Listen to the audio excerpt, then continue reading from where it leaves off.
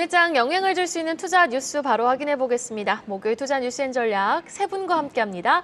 야천투자연구소 남인호 소장, 타키오뉴스 조호진 대표와 유한타증권 금융센터 압구정본부 장시용 차장 수고해 주시겠습니다. 어서 오세요.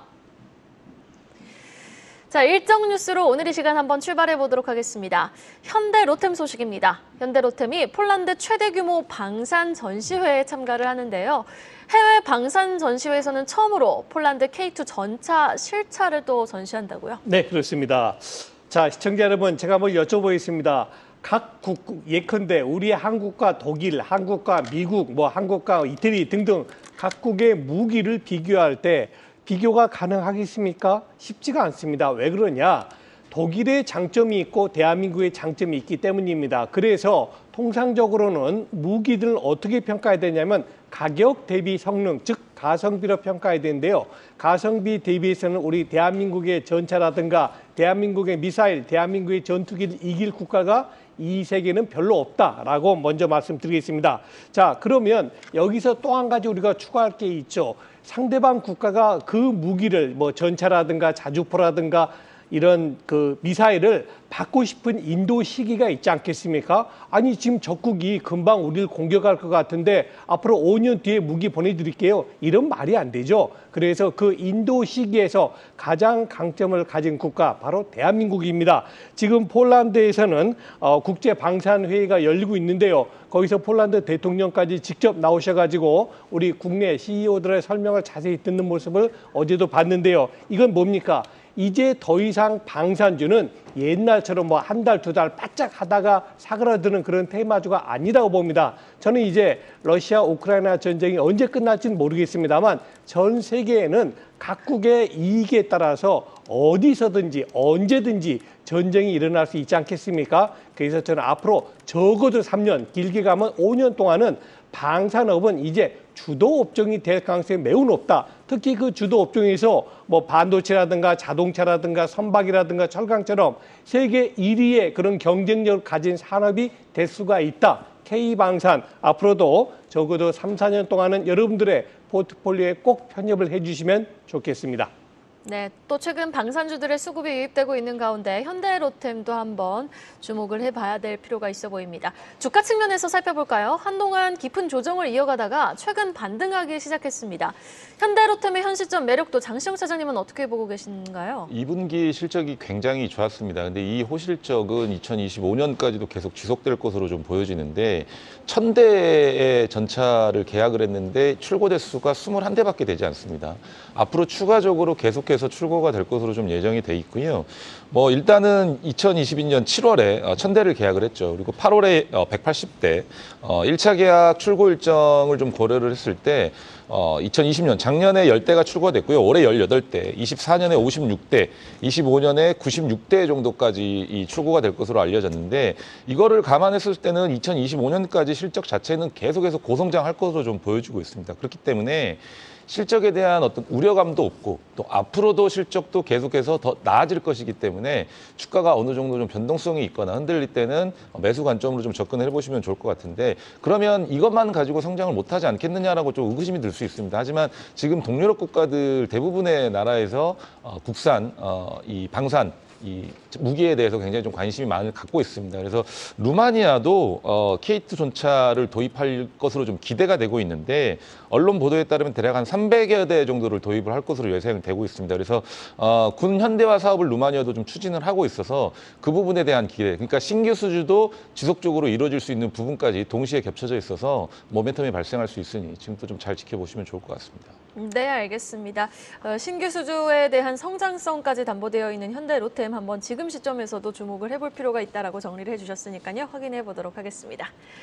자, 이어서 다음 소식 만나보시죠. 밤사이 애플은 3.5% 하락했고 기술주들은 크게 하방 압력을 받았죠. 빅테크 기업들의 큰 하방 압력을 더한 외신 뉴스로 한번 이어가 보도록 하겠습니다. 애플과 구글 등 6개 거대 기술 기업이 내년부터 유럽연합에서 공정 경쟁을 위한 특별 규제를 받게 됐습니다. 이른바 게이트키퍼로 지정된 건데 후보로 거론되던 삼성전자는 지금 최종 명단에서 또 빠졌다고요? 네, 맞습니다. 삼성전자가 이게 사실 처음에 들어갈 때 왜 들어갈지라고 좀 되게 궁금했 했었는데 어쨌든 제가 잠시 후 설명을 드리겠고요. 빅테크 기업들이 이제 시장 지배력에 대한 남용 방지를 위해서 EU의 DMA법, 이른바 디지털 시장법이 명단에 이제 미국 애플과 중국의 바이트댄스 같은 총 6개사가 확정이 됐습니다. 그리고 앞에서 앵커님 말씀하신 대로 후보군에 있었던 삼성전자가 이번에 빠지게 됐는데요. 어저께 이제 EU 집행위원회가 내년부터 본격 시행됩니다. DMA의 특별 규제를 받게 될 기업들을 발표를 했는데 이른바 이제 게이트키퍼로 이제 보통 표현을 합니다. 이제 플랫폼 사업자를 의미를 하는데 여기에는 애플과 메타 그리고 이제 알파벳, 아마존, 마이크로소프트 그리고 틱톡의 모회사죠. 바이트댄스 등 총 6개 기업이 들어갔습니다. 그래서 총 이들과 관련된 22개의 핵심 플랫폼을 다 이제 확정했다라고 발표를 했는데요. 일단 뭐 잘 아시는 대로 애플의 앱스토어와 사파리 그리고 이제 메타의 페이스북과 인스타그램 그리고 알파벳의 유튜브, 크롬, 바이트댄스의 틱톡과 MS의 이제 링크드인이 포함이 됐습니다. 게이트키퍼로 지정되는 플랫폼 같은 경우는 이제 연매출 75억 유로 이상, 그리고 시총이 750유로 이상, 그리고 EU 내 월간 활성자 수가 4,500명 이상으로 보통 대상을 하는데 삼성 같은 경우는 올해 1분기 기준으로 EU 내 스마트폰 그 시장 점유율 자체가 34%입니다. 그래서 1위를 차지하고 있는데 이게 문제가 뭐냐면은 휴대폰에 깔려 있는 삼성 인터넷 앱이 있지 않습니까? 우리도 많이 보시죠. 그 앱이 독점적 지위로 될 수도 있다라는 그런 평가를 받아가지고 사실 여기 들어왔었습니다. 어떻게 보면 조금 애매한 부분인 것 같은데 어쨌든 규제 대상으로 확정이 되게 되면은 데이터 공유는 물론이고 경쟁사와의 연결이나 경쟁 앱과의 서비스 상호 운용 등 새로운 책임에 이제 부과가 되게 되는데요. 쉽게 말하면 이제 애플이 앱스토어 대신에 다른 앱 마켓을 이제 애플 디바이스 내에 개방하는 그런 방식인데 지난 7월 달에 EU가 정한 기준에 따라서 잠재적 규제 대상으로 자진신고한 7개사 가운데 삼성전자가 유일하게 최종 명단에서 제외가 됐습니다. 이미 아무래도 다른 기업과는 좀 다른 제조업체다, 우리는 제조업체다라고 이제 EU 쪽에 굉장히 많이 어필을 했는데 그때 이제 이게 잘 먹힌 것으로 판단이 되고 있고요. 삼성전자 같은 경우는 삼성 인터넷 브라우저 같은 서비스가 게이트키퍼 요건에 충족하지 않는다라는 주장에 대해서 정당한 근거를 제시했다라고 이제 EU 쪽에서 얘기했으니까 어쨌든 나쁘지 않은 결과다라고 좀 생각해 보시면 좋을 것 같습니다. 네, 과연 이러한 소식에 따라 오늘 국내 증시도 기술주의 투심 위축 현상이 나타날지 아니면 삼성전자 상승에 힘을 실어주는 소식이 될지 오늘 주가 움직임에 관심이 쏠리고 있습니다. 이어서 공시 하나 확인해보죠. HBM 수혜주로 부각을 받고 있는 후공정 장비업체죠. PSK홀딩스가 156억 원 규모의 자사주를 처분했다라는 내용의 공시가 나왔습니다. 투자자분들이 주목할 포인트 전해주시죠. 그 PSK는 이제 조금 전에 말씀하신 대로 HBM 수혜주로 이제 그 거론이 되면서 그 실제적으로 이제 SK 하이닉스의 HBM 그 공정에 필요한 그 기술을 PSK 홀딩스가 갖고 있습니다. 그래서 이제 올해 그 YTD를 보면은 310%, 그 3배 이상 주가가 올랐기 때문에 사실 기본적으로 이제 PSK 홀딩스 입장에서는 그보다 싼 시점에 자사주를 매입을 한 다음에 주가가 올랐으니까 여기에 차익실을 했다 이렇게 보시면 됩니다. 이번에 이제 그 156억 원의 자사주 처분을 했을 뿐만 아니라 사실 지난달 20일에도 166억 원의 자사주를 처분한 이력이 있습니다. 그때도 동일하게 판교 R&D 센터를 비롯한 투자금이 필요해서 자사를 처분한다 얘기했는데 뭐 투자금은 당연히 필요한 거죠. 근데 이제 아까 말씀드린 대로 주가 많이 올랐으니까 그럼 이 시점에서 우리가 자사주 처분해서 재원을 갖다 조달하자 이런 맥락이고요. 중요한 점은 PSK 홀딩스의 이제 주식이 올랐던 그 HBM에 대해서 얼마만큼 이제 앞으로 수요가 있을 것이냐, PSK 홀딩스에 대한 시장 전망이 무엇이냐를 봐야 되는데 HBM은 사실 이제 올해 1월부터 이제 주목을 받기 시작했습니다. 주목을 받기 시작했는데 AMD랑 이제 엔비디아가 특히 엔비디아가 대장주인데 엔비디아에 대한 주가가 고평가 논란이 있었습니다. 너무 많이 오른 건 아니냐 했지만 사실 지난주에 보면 어떤 뉴스가 나왔냐면은 엔비디아가 사실은 고평가가 아니고 지금 저점이다. 왜냐면은 엔비디아가 올해 많이 올랐지만 내년에 이익과 매출 갖다 고려한다면 지금이 저점이라는 것입니다. 그러니까 그 말은 무엇이냐면 HBM 자체에 대한 시장에 대한 수요랑 매출은 아직도 더 올라갈 가능성이 높다. 그런 점에서 PSK 홀딩스의 그 주가는 매출도 아직도 더 올라갈 가능성이 높다 이렇게 보시면 되겠습니다. 이런 관점에서 PSK 홀딩스가 HBM 특별히 이제 엔비디아랑 어떤 상관관계 보시면 좋을 것 같고요. 그리고 PSK 홀딩스에 조금 더 추가를 말씀드리면 홀딩스라는 이름은 사실 대부분 지주사가 가진 이름인데 PSK 홀딩스도 사실은 뭐 그런 역할을 하긴 합니다. 그 지금 자막에 나오고 있지만 PSK라는 후공정 기업의 지분율 32% 갖고 있는데 PSK 홀딩스는 그 후공정 기업 갖고 있을 뿐만 아니라 제가 서두에 말씀드린 대로 HBM 사업 자체를 또 하고 있습니다. 그러니까 이렇게 PSK 홀딩스가 이제 홀딩스 역할도 하고 있지만 사업 부분도 병행하고 있다고 보시면 되고요. 이런 비슷한 기업이 이제 원익 홀딩스가 있습니다. 원익 홀딩스가 이제 원익그룹의 지주사 역할을 하지만 동시에 사업도 하고 있거든요. 그러니까 이렇게 두 가지를 동시에 하고 있는 기업이라고 이해하시면 되겠습니다. 네, 알겠습니다. PSK 홀딩스 관련 자사주 처분 공시 내용 체크해봤고요. 다음 소식으로 넘어가 보죠. 아람코 회장 겸 사우디아라비아 국부펀드 총재의 한국 방문 소식이 들려옵니다. 바로 어제 저녁 한국에 도착한 빈살만의 금고지기로 알려진 사우디 국부펀드를 이끄는 분이죠. 오스만 알루마이안 총재가 작년 5월 이후 1년 3개월 만에 다시 한번 한국을 방문했습니다. 이번 방안에서는 HD현대 정기선 사장도 만날 예정이라고요? 네, 맞습니다. 그동안의 관계가 있기 때문에 이제 앞에 기업명 앞에 HD자 붙은 기업들하면 우리가 좀 눈여겨봐야 될 것 같습니다. 정기선 HD현대 사장이 오늘부터 8일까지 방한하는 세계 최대 석유 개발업체죠. 아람코의 죄송합니다. 루마이안 회장과 회동을 가진다라는 얘기가 나왔습니다. 특히 루마이안 회장은 앵커님 말씀하신 대로 사우디 국부펀드 PIF의 이제 총재도 겸하고 있어서 사실 무함마드 빈 살만 사우디 왕세자의 최측근 중에 최측근이다라고 좀 하실 수 있는데요. 현재 사우디 현지에서는 이제 네옴시티 등 대규모 토목 사업의 진행에 따라서 건설기계 수요가 굉장히 좀 크게 나오고 있는 상황입니다. 그리고 그간 이제 사우디와 이제 현대 쪽의 어떤 긴밀한 관계를 봤을 때 사우디 아무래도 사업 접점이 좀 더 넓어지지 않을까라고 충분히 저는 생각할 수 있을 것 같고요.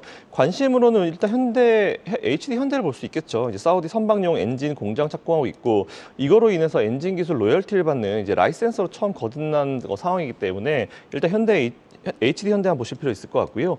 두 번째로는 HD 현대 중공업입니다. 아무래도 독자 개발한 원천 기술을 보유한 중형 엔진이죠. 이제 힘센 엔진입니다. 이게 그대로 이름이 맞고요.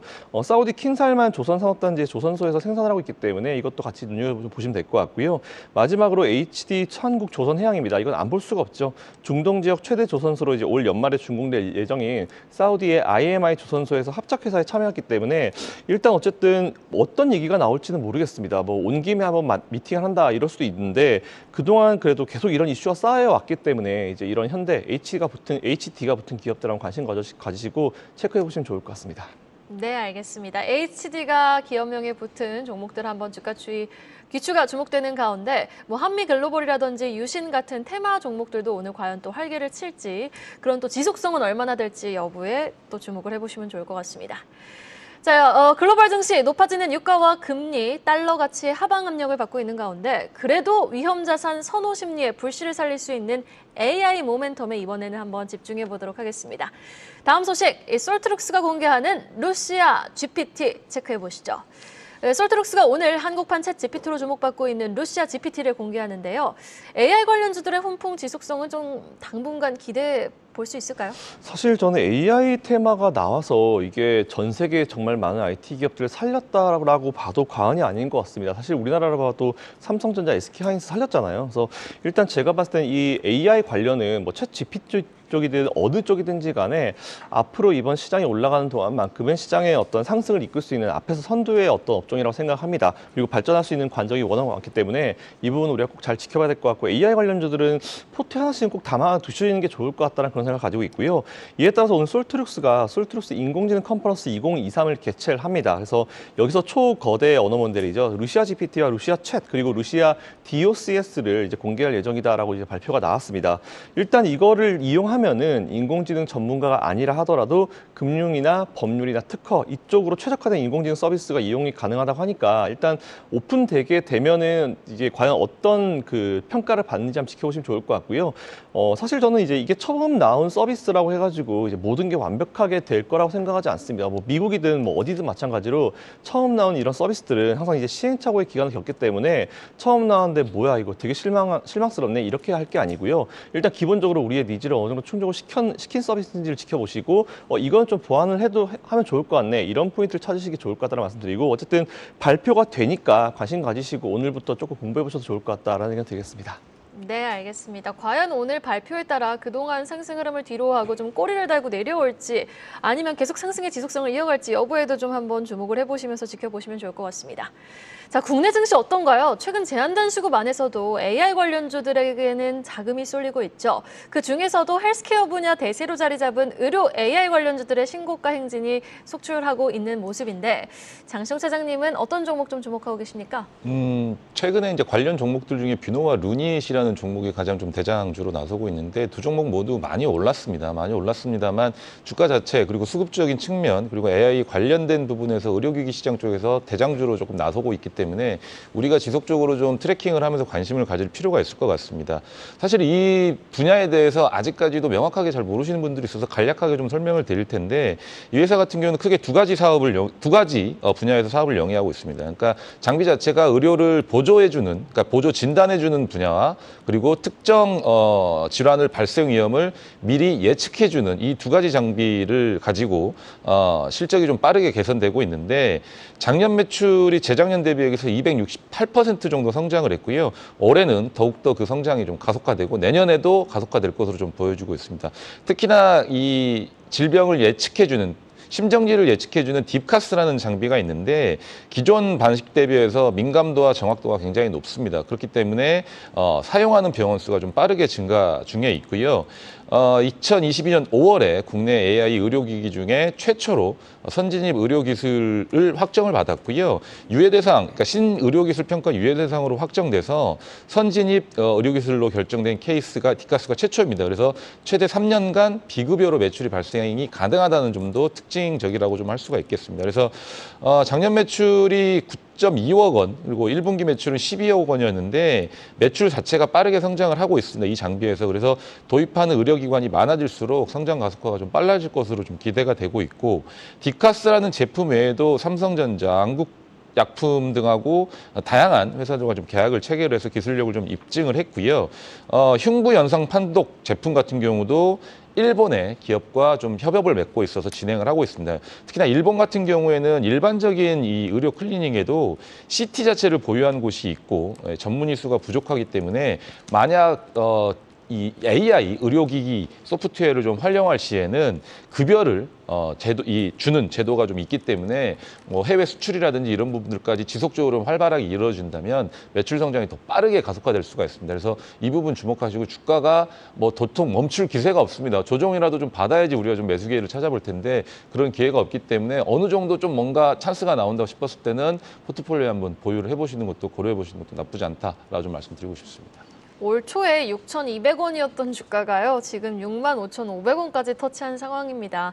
이런 상황에서 뭐 추가 상승 여력을 논하기보다는 우리가 좀 앞으로 의료 AI 관련 종목들을 공부해 가면서 또 재무제표라든지 뭐 분석을 해보면서 추가적인 상승 여력과 성장성에 대해서는 우리가 한번 주목을 해볼 필요가 있어 보입니다. 다음 소식으로 넘어가 보죠. 지금 삼성바이오로직스가 삼성물산과 함께 조성한 라이프 사이언스 펀드가 있는데 그 펀드가 첫 국내 투자에 나선다고 합니다. 이 투자처는 차세대 의약품 기술로 주목받고 있는 ADC 관련 기업이라고요. 네. 여러분 방금 예생커가 ADC라고 했지 않습니까? 왜 딱딱딱 끊어서 말씀드렸을까요? 앞으로 여러분들은 바이오 업계에서 ADC를 매우 관심을 가지셔야 됩니다.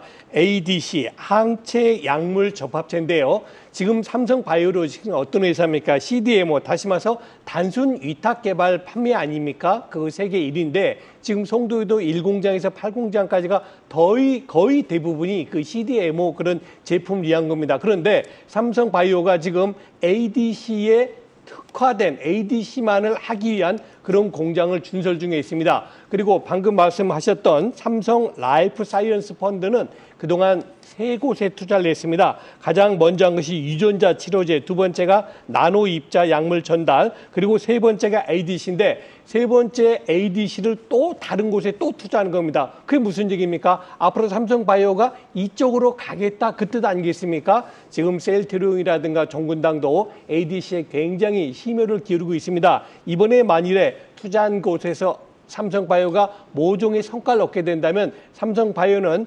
단순하게 바이오 시밀러를 만드는 회사가 그런 제약회사가 아니고 이제는 완전히 바이오 업체로서 새롭게 부각될 수 있는 좋은 기회를 잡을 것이라고 판단할 수가 있겠습니다. 이 부분을 꼭 관심을 가지시면 좋겠습니다. 네, 최근 비만, 치매 치료제를 중심으로 한 제약바이오 섹터에도 매기가 쏠리고 있는 시장인데요. 이 외에 주목해볼 만한 제약바이오 종목은 어떤 기업이 있을지 궁금합니다. 하나마이크론도 너무 멋있게 딱 제시를 해주셨는데 엣지 있는 제약바이오 종목은 어떤 종목이 있을까요? 기존에도 한번 제가 방송에서 말씀을 좀 드렸던 것 같습니다. 지노미트릭이라는 종목이고요.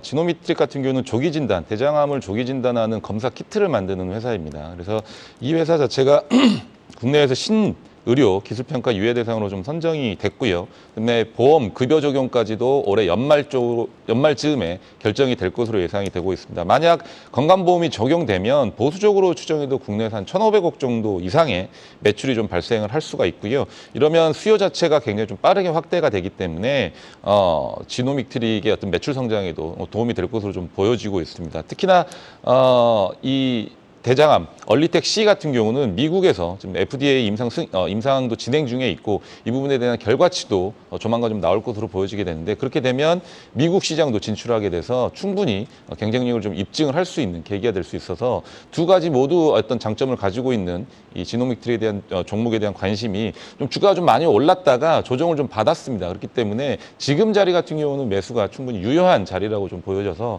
한 번쯤 관심을 가져주시면 좋을 것 같습니다. 네, 알겠습니다. 사전에도 또 언급을 해주셨던 지노믹트리 지금 자리에서 매수 매력도 충분하다라고 진단해 주셨으니까요. 한번 공부해 봄직합니다. 마지막으로 공시 하나 더 체크해 볼까요? 현대 그린푸드의 최대 주주가 교체되었다라는 내용의 공시가 나왔습니다. 구체적인 배경과 더불어 투자자분들이 주목할 포인트까지 좀 정리해 주시죠. 현대백화점 그룹이 지주사로 체제를 전환을 했습니다. 그 체제를 전환의 이유는 이제 당연히 정부에서는 지주사 체제로 전환하기를 김대중 정부부터 계속 시작을 했습니다. 근데 이제 현대백화점 그룹 입장에서는 이제 두 가지 핵심 쟁점이 있는데 하나는 뭐냐면 지주사 체제를 갖다 정부 정책에 순응했다는 것이 하나 있고 그다음 현대백화점의 창업주인 정몽근 명예회장의 지분이 축소되고 두 아들인 정지성, 정교선 두 형제의 지분이 확대됐다는 것입니다. 그러니까 사실상 2세 승계, 3세 승계가 이제 끝나면서 그 다른 그룹처럼 이제 정몽근 회장이 사후에 유산 상속이 어떻게 되느냐, 상속세에 대한 부분이 어떻게 되느냐에 대한 걱정할 필요가 없다는 것입니다. 그런데 이제 거기서 현대백화점 그룹의 이제 체제가 끝났는데 그러면서 현대 그린푸드에 대한 대주주가 최대 주주가 이제 바뀐 것입니다. 현대 그린푸드는 이제 설명에서 알다시피 이제 그 급식과 그 식자재를 갖다 공급하는 기업인데요. 그 현대가는 다른 재벌과 다르게 그래도 이제 각자 이제 개별적으로 그 그룹 경영을 하지만 여전히 끈끈한 이제 연대 의식을 갖고 있습니다. 예컨대 이제 현대중공업에서 이제 운동회를 한다. 그러면 이제 운동에 필요한 많은 사은품 같은 거를 다른 데 가지 않고 현대백화점에 가서 조달을 해옵니다. 그게 인력이 꽤 크거든요. 이런 식으로 현대 그린푸드가 현대가의 일가에서 이제 급식을 갖다 조달을 하고 있는데 이 점에서 우리가 주목할 만한 점이 무엇이냐면은 조만간 이미 하고 있지만 미국의 IRA가 이제 보편화되고 확대된다면 우리나라 이제 공장인 직원들이 가서 체류를 합니다. 그러면 공장 직원 체류를 한다면 거기에 이제 그 음식도 조달해줘야 되는데 일종의 구내식당의 이제 세계화를 갖다가 그 이점을 본다, 세계화의 수혜를 볼 수 있는 기업이 현대 그린푸드입니다. 그래서 이제 이미 기아차 공장이라든지 그 다음에 우리가 또 주목할 만한 점은 이제 네옴시티가 이제 우리가 이제 본격적으로 이미 네옴시티에서 많은 기업이 이제 매출 올리고 있는데 네옴시티가 본격적으로 이제 매출 올라간다면 여기에 이제 오늘 방송 나왔지만 현대그룹에서 또 많은 그러니까 HD가 붙은 이제 현대차를 비롯한 많은 그룹에서 이제 네옴시티 관련해서 이제 수혜를 볼 텐데 그러면 더불어 현대그린푸드 역시 매출이 이제 탄력을 받는 것입니다. 이런 관점 현대그린푸드가 네옴시티나 IRA 관련해서 이제 보시면 좋을 것 같습니다.